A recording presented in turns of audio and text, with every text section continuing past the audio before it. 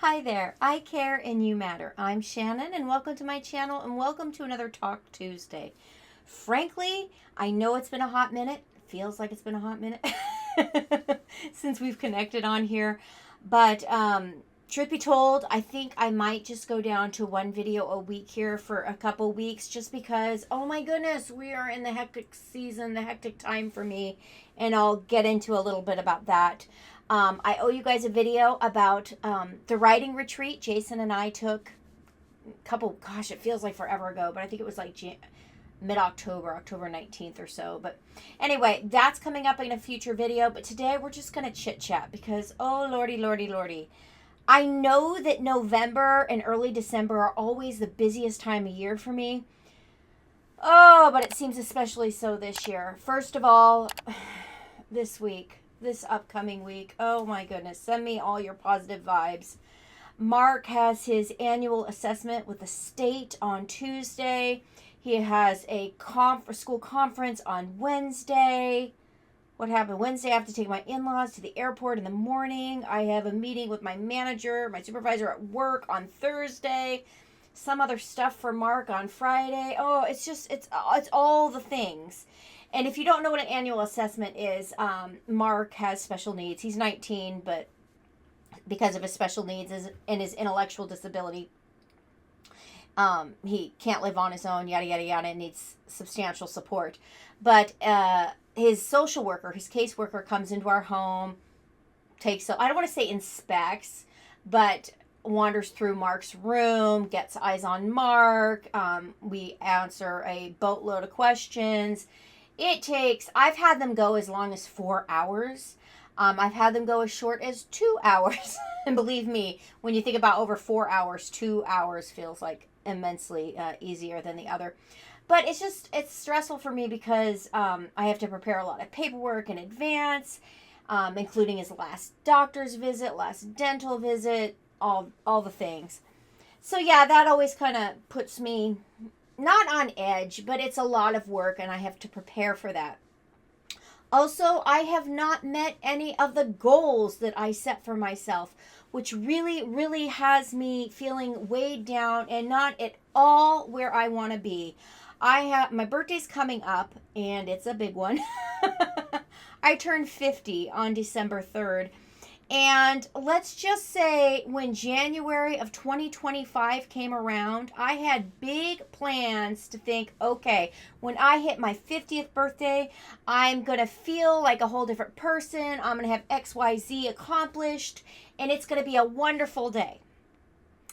And suddenly, I don't know how, we went from January, and today when I'm recording this, it is November 1st, and apologize here. I'm having a hot flash, so I'm going to turn my fan on.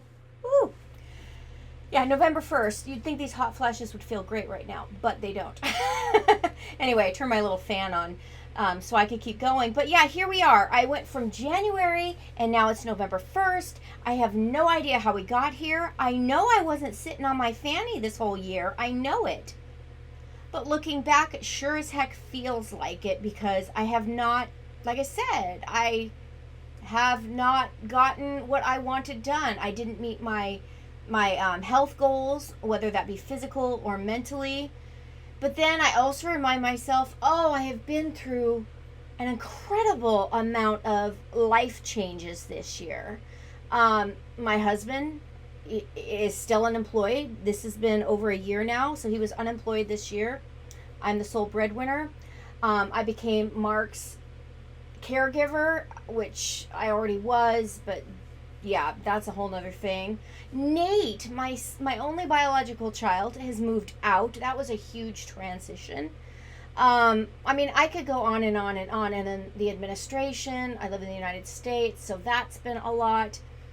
So I'm in this constant state of beating myself up and then doing what I feel like is a bunch of mental gymnastics to remind myself of everything I've been juggling, all the stuff that's been on my plate that I didn't necessarily plan on in January when I set up all these goals for myself. And I'm not calling them New Year's resolutions because I'm not a fan of that at all. What I wanted to do for myself is recognize that I'm hitting a milestone birthday. And while I wasn't necessarily upset about that, I wanted to give myself the gift of making sure that I was putting myself first this year, so that when my birthday hit, I would feel like I had done all the things. And instead, I'm sitting here and I'm recognizing that I've done all the things I didn't think were gonna, it had no idea. It came out of nowhere. Nate in January was still going to the UW, the University of Washington, and I didn't think he was going to graduate until June. He graduated an entire quarter early, and I had no idea he was going to get this huge internship and move out. So yeah, it's just, I guess I'm in a place of recognizing that sometimes reality has different plans, right? And I'm trying my hardest not to beat myself up too much, because I'm looking at the calendar and I got a month. I have 1 month, and that's both upsetting and frustrating. And I go back and forth between, like I said, beating myself up and recognizing that, okay, you have a month, you have 30 days. All the stuff you've been juggling is, everything's kind of copacetic right now. Everything is okay. So what can I do in a month? So yeah, that's where I'm at. Today, after I'm done filming, I have scheduled the whole afternoon for me to I'm looking at my desk in front of me, and there's cat hair. And I've got a fan that's going 3/4 of the time because of my own personal summers. And it just blows the cat hair everywhere. So I need to clean and I need to purge, because that's something else that I need to do today. Or I recognize I could do for myself is I think I've been very honest about this on this channel, is I like all the things, right? I like all the stationery stuff. I like using it. I like collecting it. I like looking at it. I like organizing it. It brings me comfort. And in fact, just one day this week, I was sitting down with Jason and we were sharing a tea, and I said, don't kill me. I said, don't laugh at me. And he laughs. He said, uh-oh, why? And I didn't want to admit it to him, but I was going to have to admit it to him because he's going to notice me working on it. And I said, I think I need a new system. I think I need to shake things up a bit. And it's because for me, when I start a new notebook or I start a new calendar or I start a new planning system, it's like truly a fresh start for me. And normally Jason laughs in a good way. He's good-hearted about it. He doesn't make fun of me because he knows that's just who I am. But for the first time ever, he truly agreed with me. He's like, yeah, I think you need that. Because he recognizes that I've been struggling lately. And my goodness, if starting a new notebook or a new system can, breathe new life into me, there's worse things, right? So I'm going to be spending some time doing that today, but after I've done all my cleaning. But I realized that maybe I need to reorganize and start purging a little bit, because at some point, I think this is true for all of us, I think at some point we have to sit down and think about, is it currently serving me? And by that, I mean, is it helping you? Is it beneficial? Or is it a detriment? And right now, all my stuff is not serving me. It's only making me feel even more, dare I say it, even claustrophobic.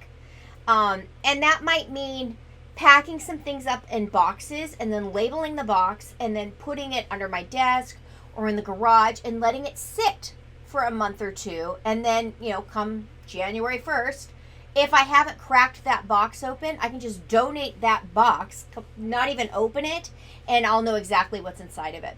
Because there have been times where I was just feeling so suffocated by everything that was happening in my life, the stuff that I couldn't control, that this is something about myself. I recognize that when I'm feeling out of control in certain areas, I hyper focus on things that I can control. And that is my little closet office. That is my studio space. That is it's not really a closet. It's, what do you call it? It's a standing closet, I guess you'd call it, where we keep our clothes. Because this is the walk-in closet from our bedroom. And I moved all the clothes out and I bought a standalone closet thing. But I'm constantly purging that because I have very limited space for clothing. But I have very limited space for all my stationery stuff too. And as much as I love it, there is a point where collecting and appreciating turns, I don't want to say into hoarding, because my mom was a hoarder. I am not a hoarder, because I've had to live in that, and I refuse to do that. In fact, I was very good while the kids were growing up.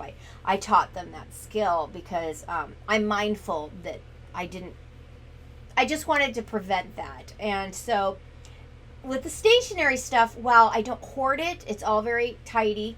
There comes a point where it's just too much is too much.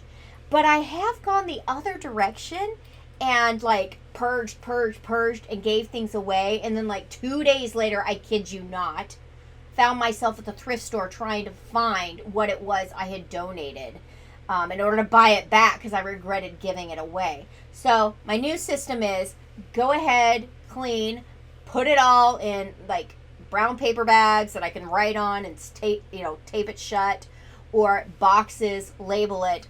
I have a place in the garage that's just my spot. I told my husband, I don't care what you do in here, but I want a little space for storage. And so he acquiesced and gave me the space. And so that's where I'll tuck things. But I'm going to be working on that today because all the stuff is not serving me. And instead, I'm only going to keep out what I am currently using or things that I anticipate needing in the next month or two. I heard it said that if you haven't worn something in like 3 months, you should get rid of it. Well, I'm sure the same is true with stationery, right? If I have moved on to bigger, better things that are actually serving me, then I can let go and let what I've accumulated, let that bless and help somebody else, right? Because I know how excited when I find something at a thrift store at a great deal. So it gives me a little rush to think, hey, I can give that experience to somebody else too. So yeah, there's that. And so that's what my afternoon is going to be. But yeah, if you don't mind keeping me in your thoughts, I'd appreciate it. On another note, I'm still working on my writing. I'm really excited about the main character I've come up with for the book that I'm currently working on. It's going to be a series. I think it's going to be about 4 books given the characters I have in my mind.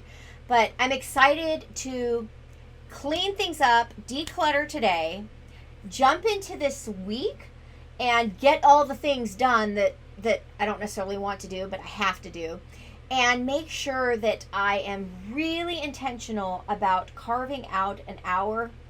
I can take an hour every evening, and that sounds so luxurious to have a whole hour, but oh my goodness, I can make it happen because I'm going to prioritize it. But I'm going to have an hour every single evening where I sit down, I make my favorite tea, have my little teapot, and write and ideate and just imagine, let my mind wander, because when I'm doing all the stuff I don't want to do during the day and when I'm feeling overwhelmed and